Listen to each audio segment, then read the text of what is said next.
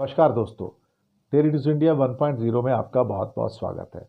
दोस्तों, प्रतिदिन देखा जाए तो स्टॉक एक्सचेंज टूट रहा है। एक खबर आती है आज हमारे निवेशकों के यानी कि इन्वेस्टर्स के 3 लाख करोड़ डूब गए, 4 लाख करोड़ डूब गए, 2 दिन में 13 लाख करोड़ डूब गए, 8 लाख करोड़ डूब गए, 9 लाख करोड़ डूब गए, रुपया भी डूब गया। रुपया डूब के 84 रुपये क्रॉस कर गया, 84 रुपये 7 पैसे पे आ गया, 84 रुपये 10 पैसे पे आ गया।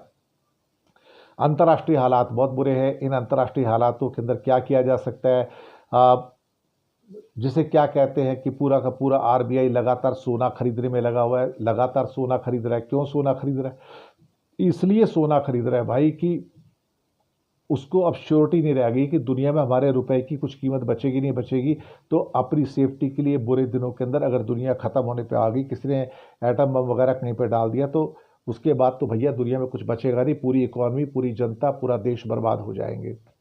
लेकिन इंडिया की इकॉनमी बर्बाद हो रही है, इंडिया की मैन्युफैक्चरिंग बर्बाद हो रही है, इंडिया का एक्सपोर्ट डाउन हो रहा है, इंडिया की रुपया डाउन हो रहा है, इंडिया के स्टॉक मार्केट में लोगों का इन्वेस्टमेंट का पैसा डूब रहा है।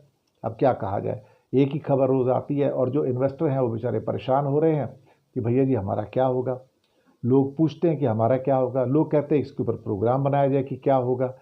अब मैं क्या कहूँ इसके ऊपर साहब, मैं क्या कह सकता हूँ। मैं तो कोई बहुत बड़ा इन्वेस्टर तो हूँ नहीं। लोग लगातार एसआईपी के अंदर या फ्यूचर एंड ऑप्शन के अंदर जो इन्वेस्ट करते चले जा रहे हैं उसको अगर आप देखेंगे, लेकिन भारत की अर्थव्यवस्था की कमजोरियां धीरे धीरे निकल कर बाहर आ रही हैं, जो हमें इस बात का एहसास दिला रही है कि भाई जो चीज़ें आपके सामने घट रही हैं वो उतनी अच्छी है नहीं जितनी आपको लग रहा है। यानी कि अंदर से जो हमारी कमजोरियां हैं अब वो फूट फूट कर बाहर आ रही हैं, और कहीं कोई एक आधा युद्ध और बुरा हो गया तो उसके बाद तो संभलने का मौका भी हमें नहीं मिलेगा। ये बात तो समझ के रख लीजिए। इसलिए तैयार रहिएगा कि आपकी स्टॉक्स और गिरेंगे, आपका और नुकसान होगा, और जो ओवरनाइट पैसे कमाने के बारे में सोच रहे थे उन्हें और कई झटकों के बारे में तैयार रहना चाहिए।